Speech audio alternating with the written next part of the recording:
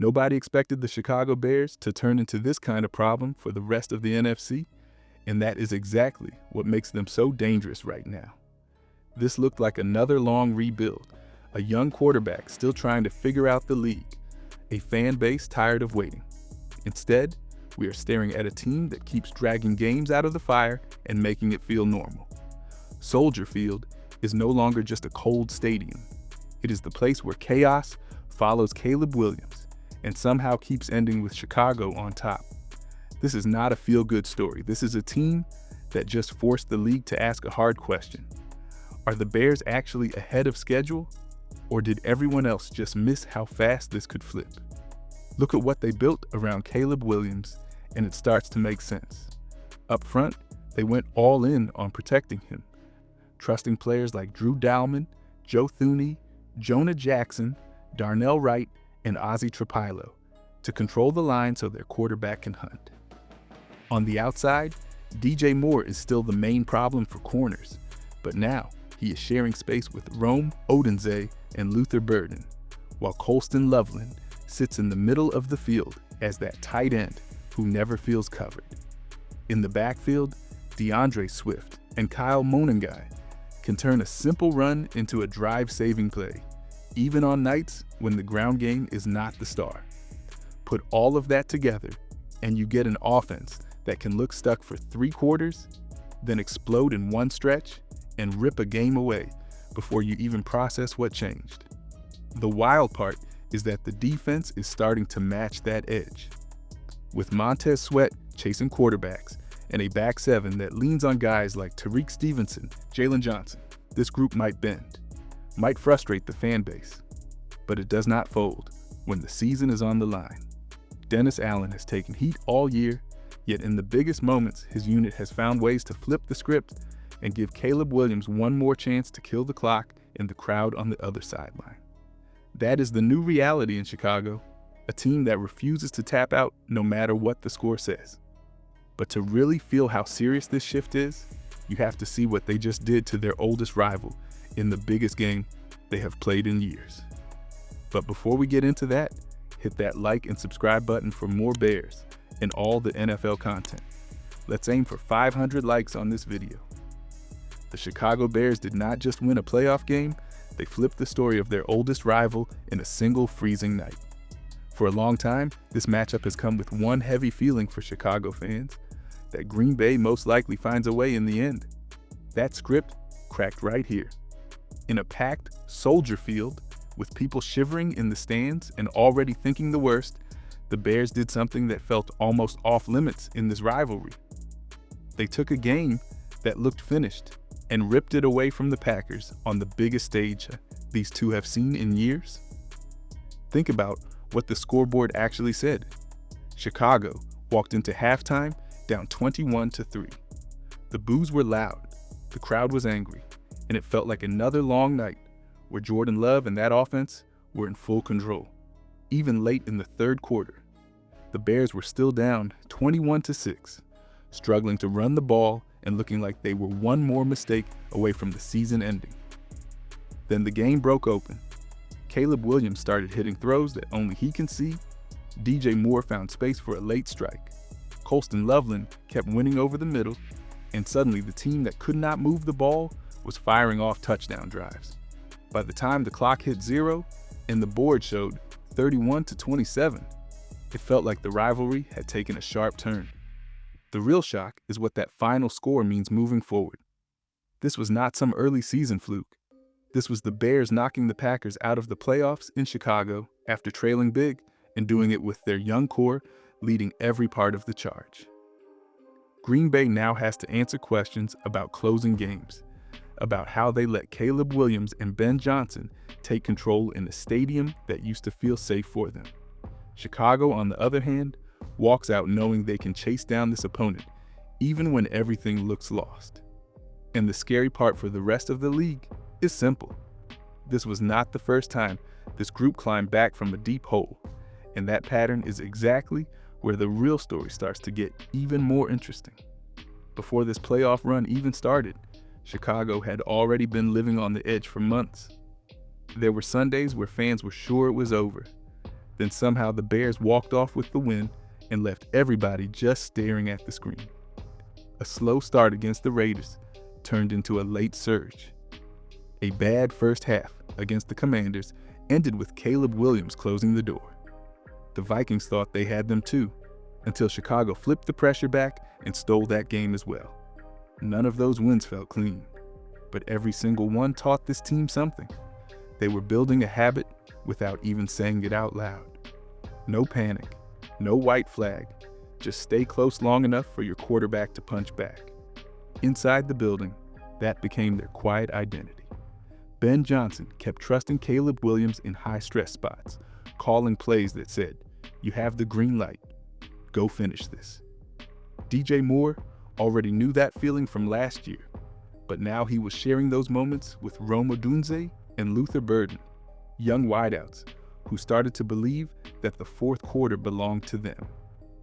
Colston Loveland went from a tight end still finding his place to a safety blanket who could keep a drive alive on third down when the whole stadium was tense. In the backfield, DeAndre Swift and Kyle Monangai were the ones closing out drives, turning late carries into first downs that broke opponents mentally. Then came that regular season battle with Green Bay, where Caleb Williams hit DJ Moore late again, followed by the night they pushed the Eagles around up front and showed the rest of the conference that this style was real. All of that built a strange kind of calm around this group. They had seen bad quarters, ugly turnovers, even double-digit deficits, and still found ways to walk off the field smiling.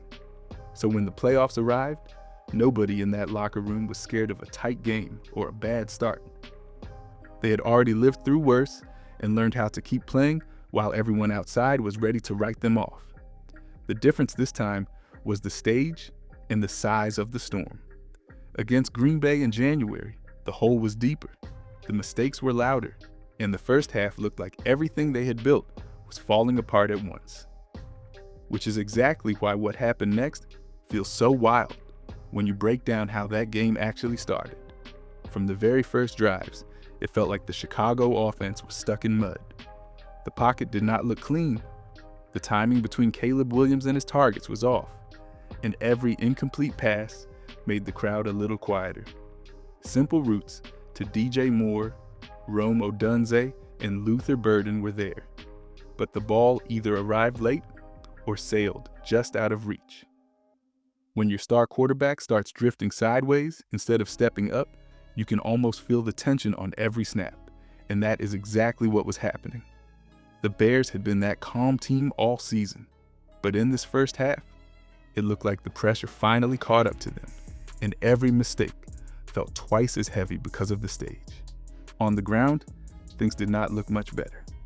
DeAndre Swift and Kyle Monangai kept running into a wall, barely seeing daylight before defenders closed the gap. That forced Caleb Williams to drop back over and over, and the Packers were ready for it. The offensive line with Drew Dahlman, Joe Thuney, Jonah Jackson, Darnell Wright, and Ozzie Trapilo had their roughest stretch in weeks, missing a few key protections and leaving their quarterback to create on his own. A couple of aggressive fourth down calls from Ben Johnson backfired, handing Green Bay short fields that turned into quick points. By the time the scoreboard showed 21-3, it was not just about the numbers.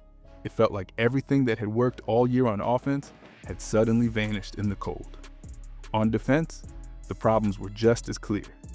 Jordan Love came out calm and sharp, and Romeo Doubs plus Jaden Reed were finding soft spots in coverage with ease. Green Bay leaned on crossing routes, picks, quick throws, and tempo, and Chicago did not have an early answer. The front with Montez Sweat could not quite finish plays, so Jordan Love kept getting the ball out before the rush arrived, and that left the secondary stressed snap after snap.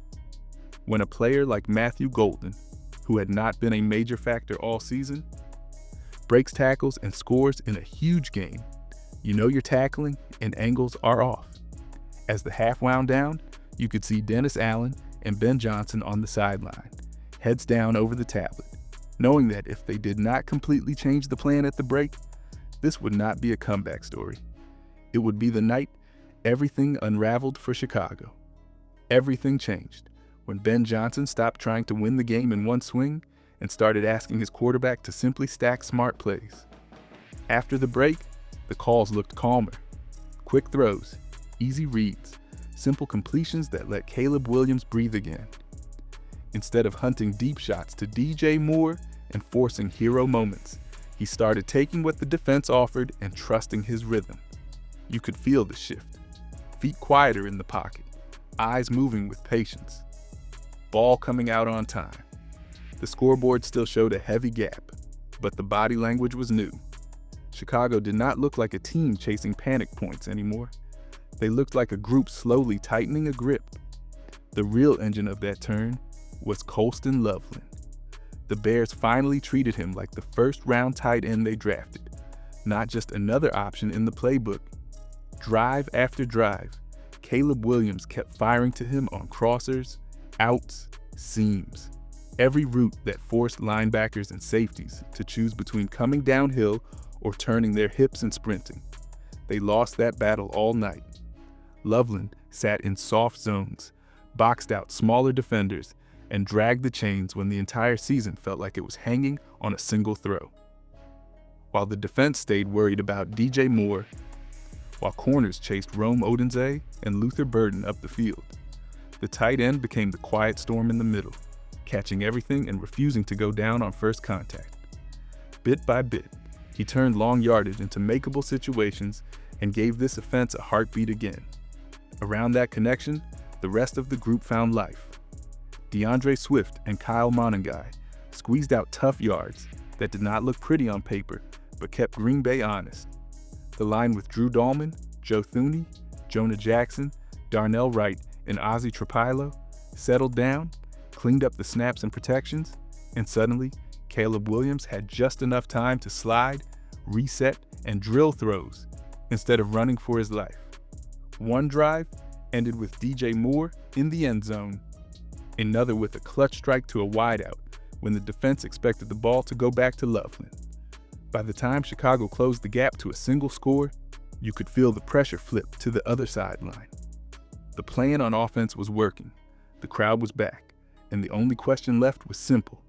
If the attack had finally found its answers, could Dennis Allen and his defense now match that shift and find a way to shut the Packers down when it mattered most? The Chicago Bears defense went from looking broken to looking proud in the span of one half, and that flip is the real reason this comeback even had a chance.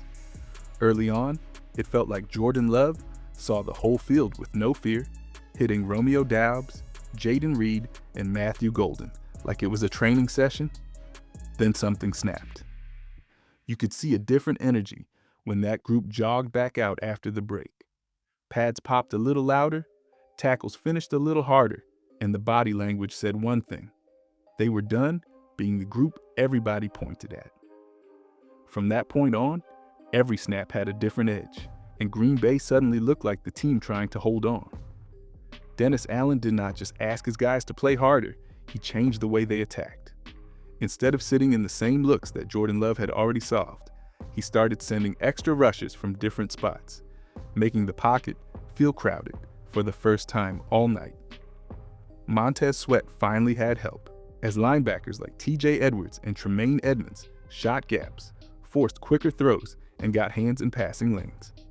On the back end, Tariq Stevenson, Jalen Johnson squeezed routes, passed receivers off with cleaner communication, and took away the easy throws Green Bay had lived on earlier. Drives that used to float down the field turned into quick punts, and each stop cranked the noise at Soldier Field up another level. What made this stretch so powerful is how it tied the whole team together. While the defense kept stacking stops and buying time, the offense led by Caleb Williams turned that breathing room into real pressure on the scoreboard. Instead of feeling like two separate units, it finally looked like one plan, one response to a season on the line. That is not an accident. That is what happens when a coaching staff and front office slowly build structure around a talented core and trust it when the lights are brightest. And if you look back at where this quarterback was 1 year ago and what he was dealing with then, you start to see why. This change in support and design, might be the biggest reason the Bears have turned into something completely different. Last season, Caleb Williams was trying to grow in the middle of constant noise, with shifting coaches, shaky protection, and no true long-term vision holding everything together, which made every snap feel like a test of survival.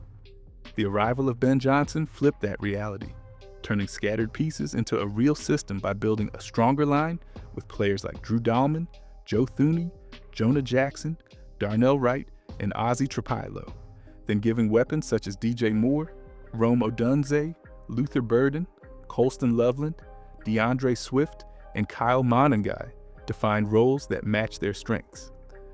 Now Caleb Williams is not just improvising, he is running a structured attack that lets his talent take over in big moments. And that shift is exactly why the Bears suddenly look like a team that can stand next to the top contenders in the NFC instead of chasing them from a distance. By knocking out the Packers in a wild 31-27 comeback, the Bears pushed themselves straight into the heart of the NFC picture, not as a cute surprise, but as a team built to survive playoff chaos. With Caleb Williams running an attack that can lean on DJ Moore, Colston Loveland, Luther Burden, DeAndre Swift, and Kyle Monangai, and a defense guided by Montez Sweat, TJ Edwards, Tremaine Edmonds, Tyreek Stevenson that has already proved it can adjust and close. Chicago suddenly looks like a bad draw for every contender. There are still concerns about depth, pass rush help, and how this young core handles even bigger stages. But the doubts have shifted from whether this thing is real to how high the ceiling actually is. And that change alone shows just how much this one game has reshaped the Bears in the eyes of the entire conference.